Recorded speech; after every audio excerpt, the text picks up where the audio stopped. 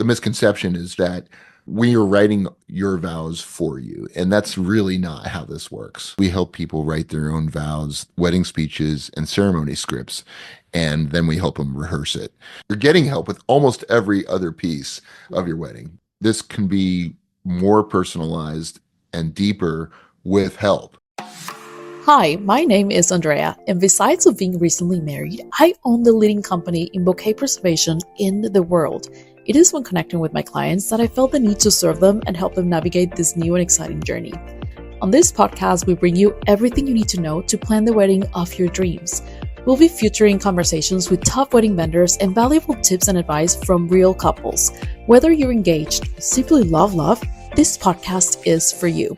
So sit back, relax, and let's get started on this journey to your perfect wedding day. Welcome to the club, to Bridal Club.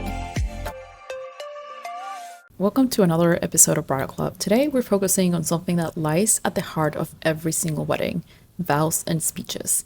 Truly, the right words can elevate precious moments, and I really wish that I had known about this service when I got married. That's why I'm so excited for you to meet our next guest and learn how his company helps couples craft unforgettable wedding vows and speeches, not only for you, but for your family when it's time to raise the glass. Ryan, thank you so much for being here today. I'm so excited to introduce you to our Bridal Club podcast. We've never had anything like you before. In fact, I had no idea that this was a service. So why don't you introduce yourself, tell the world who you are and everything about your service. Thanks for having me on the show and appreciate being here. What we do is we help people write their own vows, wedding speeches, and ceremony scripts. And then we help them rehearse it. So it's very customized. There's no AI. It's all interview based. Almost everything is done either on the phone or through text or email. It's tailored to make things easy on not just the couple, but the officiants that are their friends and family that might be doing the ceremony, but they don't know how to write an 8 to 10 minute narrative of the wedding necessarily. And even if they did, it takes a lot of time. And of course, with wedding speeches, that is the biggest danger to the timeline of the wedding. It can be the biggest danger to the mood of the wedding. And so this is an opportunity to say to the couple, hey, if there's somebody in your wedding party that's afraid of public speaking or you're worried about what they're going to say publicly, this is the moment where we can intervene and make sure that these moments go beautifully and that they hit the right notes and they stay on time and that sort of thing. So that's essentially the quick version of our story. Of course, I have a lot of questions. I know our audience is going to have a lot of questions as well, because honestly, sometimes vows and speeches is not something that you're thinking about whatsoever until closer to the wedding. In fact, I wrote my vow about 24 hours before the wedding. I didn't know exactly what my husband was going to write. And of course, I didn't want mine to be super sentimental if his was not. That alone, it's a question that probably everybody has. As you know, my sister just got married last weekend and they didn't even have a vow, like vows or speeches. And I think that was on purpose, just because at our wedding, as many other weddings, you don't necessarily know who's going to want to just give a speech and what they're going to say. And if they're going to embarrass the couple just because they may think that speech is funny. And well, there should never be an open mic. I mean, that's the first rule. I mean, I think if you're out there and you're listening and you're not sure of what to do here, don't have an open mic. Decide in advance who's going to speak and for how long. It's such a critical thing to establish. Yeah, that's a great advice. Having that determined and possibly even talk to the wedding planner about it ahead of time should be something that needs to be brought up as well. It's fascinating to me. I mean, it's one of the reasons we started the business. We saw this out there and we realized that it was a subject that was underserved. In a 4-hour wedding, let's say, the spoken parts of a wedding, the ceremony, the vows, the wedding speeches, easily account to 15 to 18% of your wedding.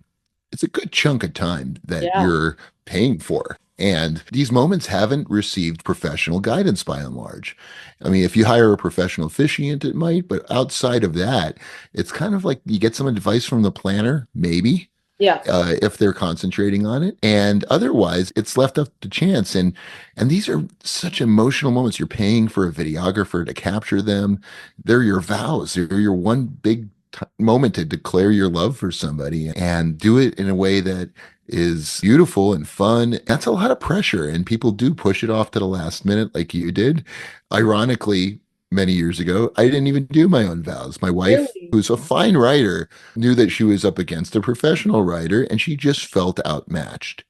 And so that was another reason why we started it, is that there's no reason for people not to do vows just because they're not as skilled of a writer. You can get help to say Yeah. these things Yeah. and to say them in a very personalized way. I love that you said that. English is not my first language. Pretty good at math, but I struggle getting the words out exactly how I want them. And sometimes I have to be translating real time from Spanish to English. So writing my vows was very stressful for me as well. Back then, I don't think ChatGPT was a thing. And if you were, I wasn't using it. And even when I do now, my husband always knows when I use it.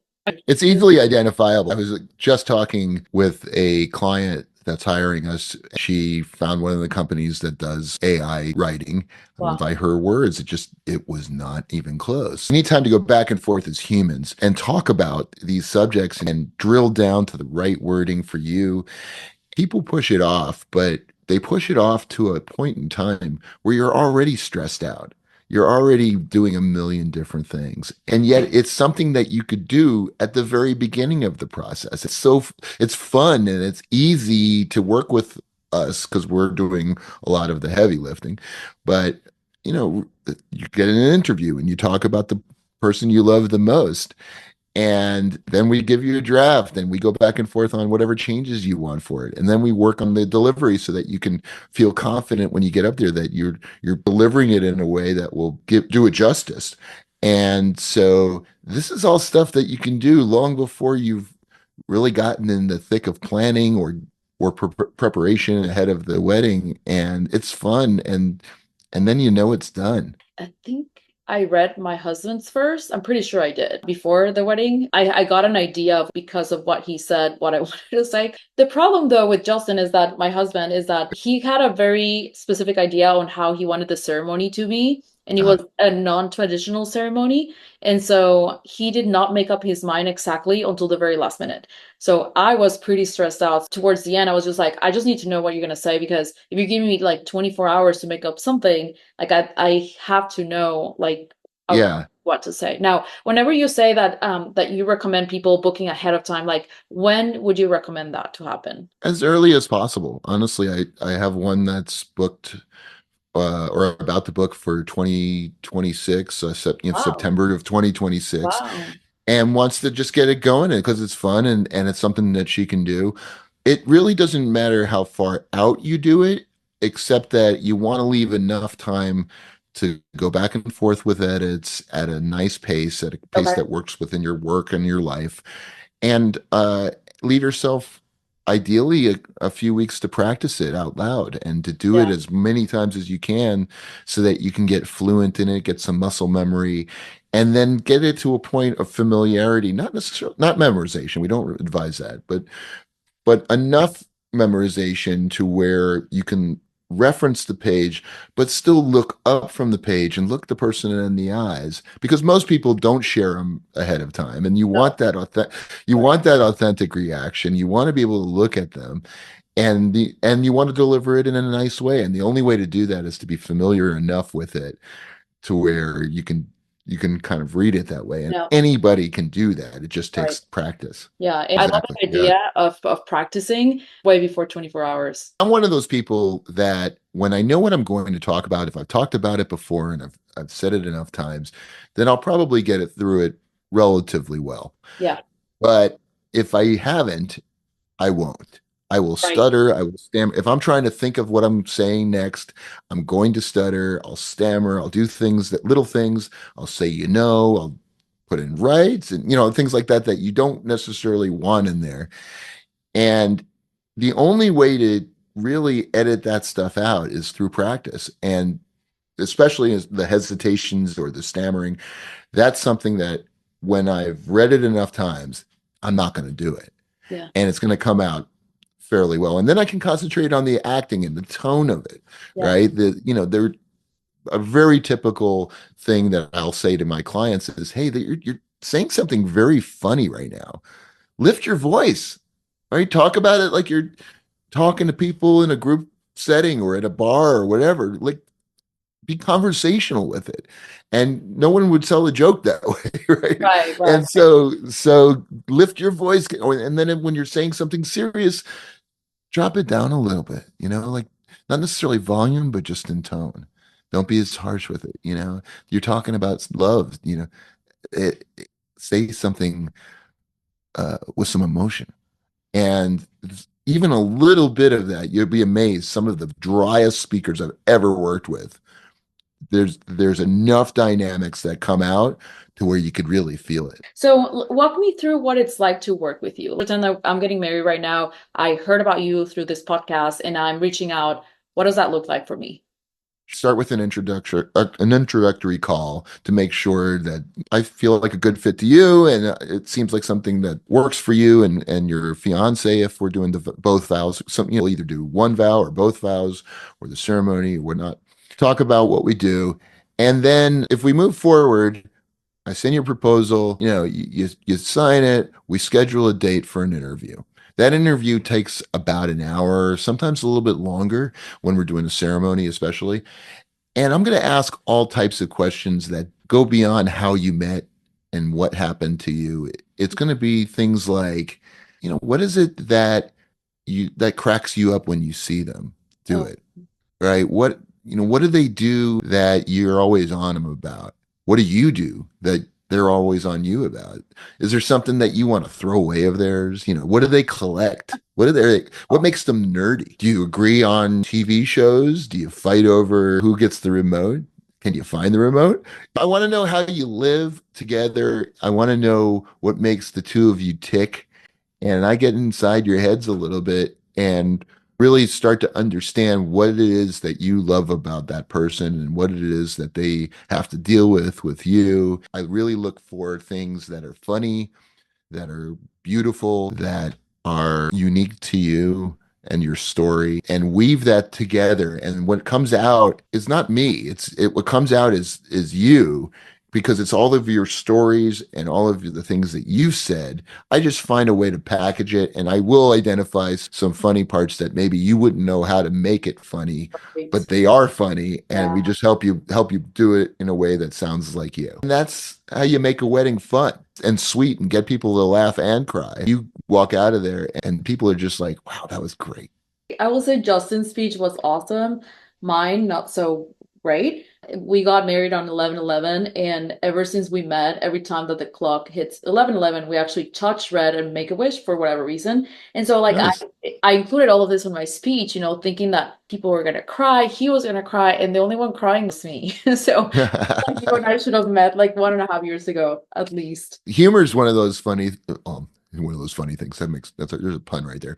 But issue with humor is that it doesn't have to be like a laugh out loud kind of thing. You want something that's going to alleviate the heaviness of love and of what you're saying, and provide something of a counterbalance to that from a mood standpoint. It just gives a little bit of a break. Once in a while, you'll find something that's just absolutely funny and you'll nail it. But it doesn't have to be like this big joke. It can just be something amusing or whatever, and something that gives people a picture of how you guys have fun together. I love.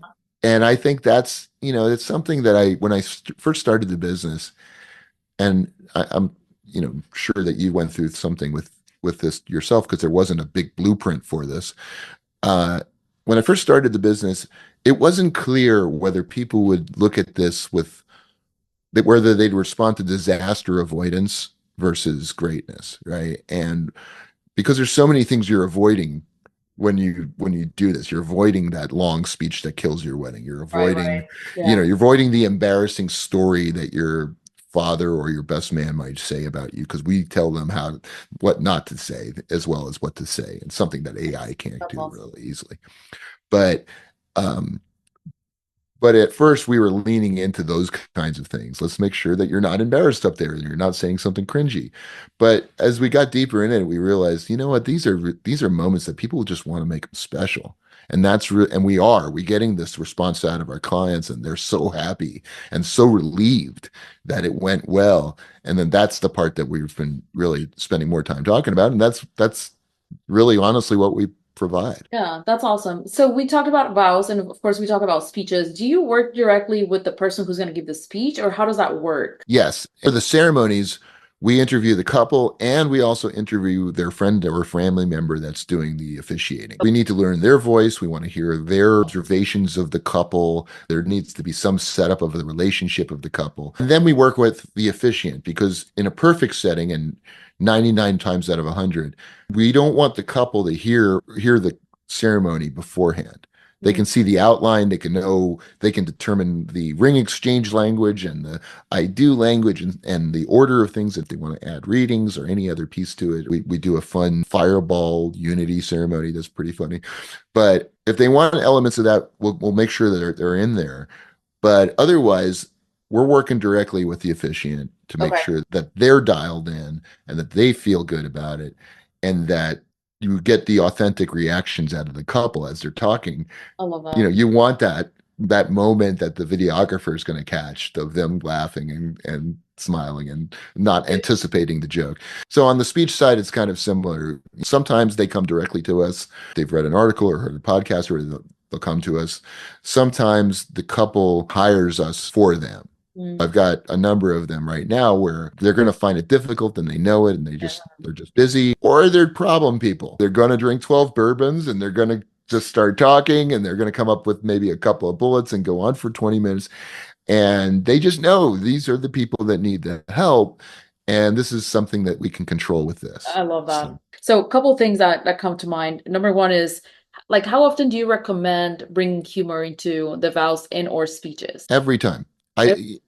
I don't think you should ever do anything that is all serious or all comedy. I think it needs to be a combination of both. And but I always tell people it needs to be somewhere between like a 3 and a 7 or a 4 and a 6, right? It's never going to be all one or the other, and you don't want to make a mockery of things, but you also don't want to be so serious. It just sounds monotone. Mm, If you go on too long with the same basic serious tone, people start to drift. You need some little things that'll kind of pop them out of that. And there's always fun stuff. Any good relationship has those fun moments right. and that fun aspect, that laughter. And that's part of your life. Let's make sure that that's represented in what you're saying. Yeah, and I'm sure it's also relatable and even fun for the audience, or not audience, but guests to listen to these. Most people will know some of those inside jokes too. You don't ever want to do it in a way that's embarrassing to anyone. You want to make sure that you're conscious of their sensitivities and Mm, things that yeah, they don't want to disclose or wouldn't want to say in front of others and that kind of thing. I love it. I'm sure once you meet with people, you kind of understand their personality and what's fitting and whatnot. So I like that. As a Yeah, rule of thumb, how long would you say vows should be versus speeches? I think 2 minutes for vows is plenty. On the speech side, 3 to 4. And how many people? That depends. If you have step parents, sometimes they can get political, who you include and who you don't. I think 4 is standard, but not necessary. 6 is possible and tolerable if they're all relatively short and good. If you have a number of speakers, not to be too silly, but it really begs for professional assistance because then you're putting a lot of time in front of an audience and you need that time to be entertaining or otherwise people are going to start looking at their phones and Sure. heading to the bar. But you also have the rehearsals. There are people that you could push to Yeah. rehearsal night. Okay. I think it's incredibly critical for the couples out there listening. Tell their wedding party speakers why they need them to stick to 3 to 4 minutes. It's because they don't want the food to get cold. There's a hard stop at the end of the night and they need dancing time. It may not seem like a big deal when somebody goes 10 minutes. It actually is because now the food's sitting there for 5 more minutes in the Yeah. hallway because they were timing it a certain way. Yeah. And also the dip in the energy. There's only so much that people can listen to. So, Yeah. what's your background? Well, ironically, I was doing this for politicians for a while. I Oh, worked in politics as a okay. political consultant and communications guy, and so I was helping people with everything from speeches to media prep and debate prep to finding press release bullets and ways to make very boring things interesting Yeah, enough and 30-second commercials and I so love forth. that. It's been great. Black Yeah. and white on the one hand, on the other hand, I mean, obviously lots of experience writing speeches for others that, as you said, are entertaining and sure enough for people to actually listen. So Yeah, I think a lot of the same skills translate. I think you have to be able to learn a lot about something and then boil it down to a minute or two. A lot of the skills are the same. And I'll tell you, just watching people on stage for as long as I have, you sit back and you go, okay, I know what they should have done here, and they need to liven it up here, and you just yeah. get a sense of the rhythm of the audience. Going back to practicing your speech, I do want to mention that my Yeah. sister-in-law, she does not speak Spanish,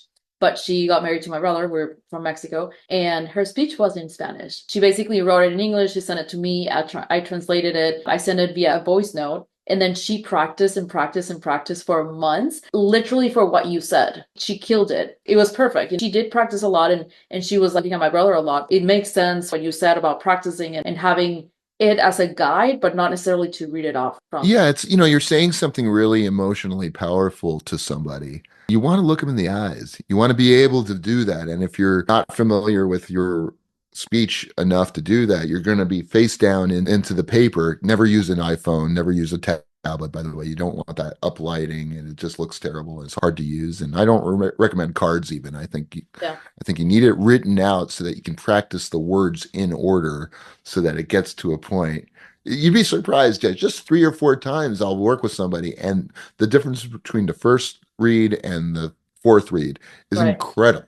Something to keep in mind for our audience is that if you have a videographer, they're gonna most likely include either the vows or the speeches into the video. Yeah, you want those moments, and you want to give them choices, and you want to be able to look back on these speeches or ceremony and really feel it. Too many people get their videos back and they're cringing because it just doesn't sound right. I told my videographer, like, yes, put this one, don't put that one.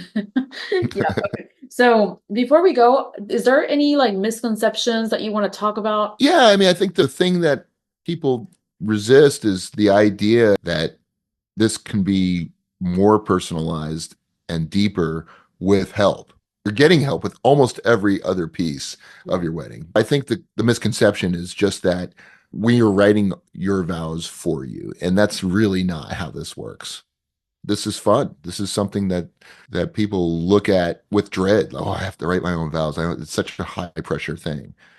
Get help. Whether it's us or a friend of yours or something like that, make sure that it is the moment that you want it to be. Yeah, I love that. So any advice for our couples listening, aside of hiring you, of course? Well, the more personal that you make your wedding, the more memorable it will be. But also, I think the more that people will appreciate why you're together. A lot of people don't know.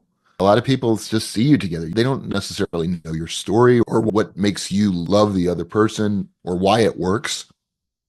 And I've had plenty of examples where on the outside, you might look at a couple and go, oh, I don't get it. This doesn't make sense to me. They're so different. And that person seems so standoffish. And then it turns out that behind closed doors, they're doing and saying all types of things that you would be like, oh, wow, what a great couple. This person's great.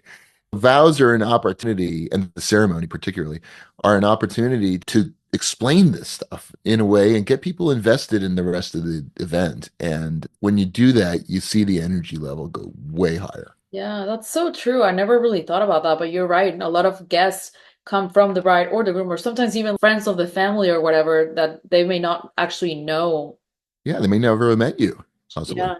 So how can people find you, connect with you, and of course, hire you? Vowsandspeeches.com. That's VOWSAND speeches. It's SPEECHES.com. Same with Instagram, Vows and Speeches. And just if you go to the website, you can find the contact page. You send me a note, give me a call, text me, whatever you'd like, and we'll set up a time to just have a quick chat and go from there. Thank you so much for your time. I so wish we had met 1.5 years ago or more to write my own speech. But hey, thank you so much again. And I hope that our audience contacts you and, of course, hires you for their speeches and for their vows. Thanks for having me. Thank you so much. Learn about all things wedding straight from the experts. Be sure to like and subscribe to Bridal Club.